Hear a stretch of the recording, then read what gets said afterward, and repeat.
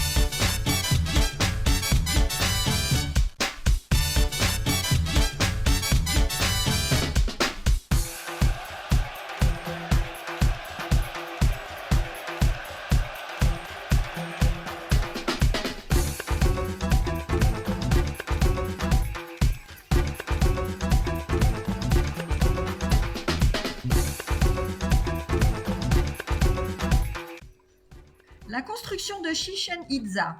Les historiens et archéologues affirment que les premières traces de la construction de Chichén Itzá remontent à l'an 600 après Jésus-Christ.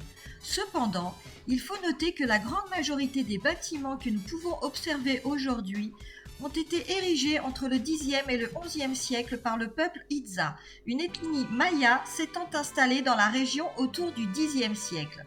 La construction de Chichén Itzá est donc le travail de plusieurs civilisations mayas successives, parmi lesquelles les Itzá, la plus importante dans l'histoire de la cité. Bien que la cité existait depuis 4 siècles, les Itzá ont apporté des changements significatifs, à la fois dans l'organisation sociale et politique de Chichén Itzá, ainsi que dans l'architecture et les croyances religieuses. C'est eux qui sont à l'origine de la construction de la plupart des structures qui ont fait la grandeur de Chichén Itzá.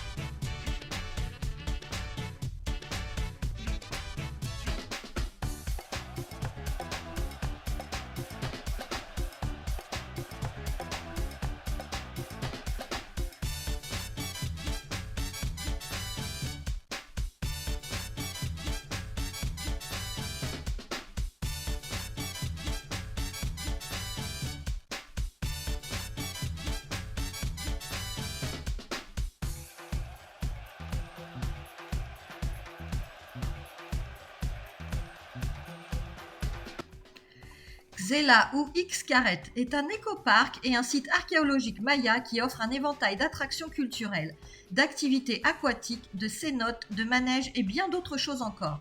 Il a ouvert ses portes en 1990 et est une des attractions touristiques les plus populaires de Cancun et de la Riviera Maya.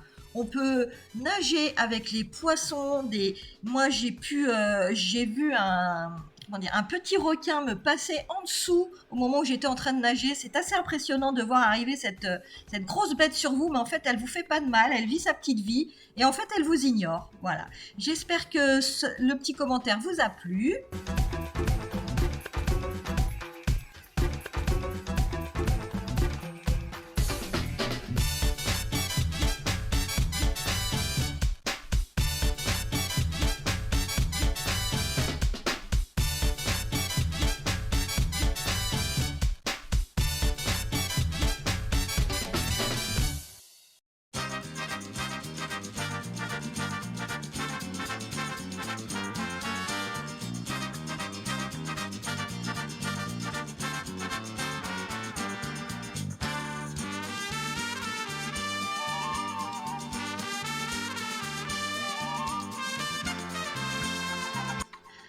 Lors de notre séjour au Mexique, on a eu la chance de prendre un catamaran qui nous a emmenés sur l'île des femmes.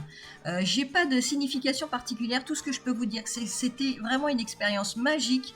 On a nagé avec les poissons tropicaux en plein milieu des Caraïbes, c'était vraiment super.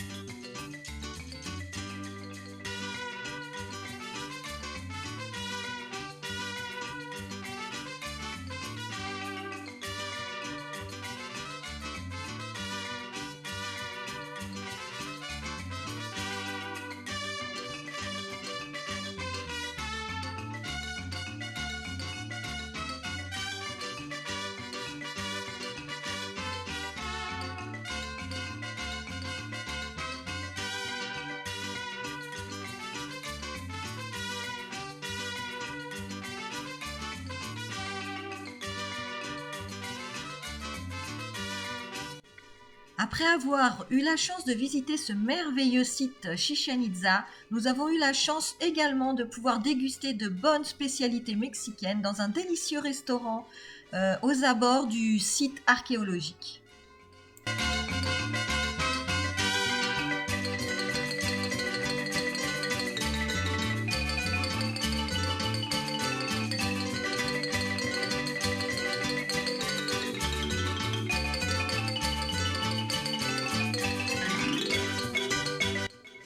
Et voilà les petits voyageurs, Les petits vadrouilleurs, les amis, la famille, notre escapade se termine ici pour le Mexique. J'espère que toute la vidéo vous a plu. Je vous dis à très bientôt avec une nouvelle aventure. Vous pouvez liker, commenter, partager ou même vous abonner si vous ne l'avez pas déjà fait. Bye bye!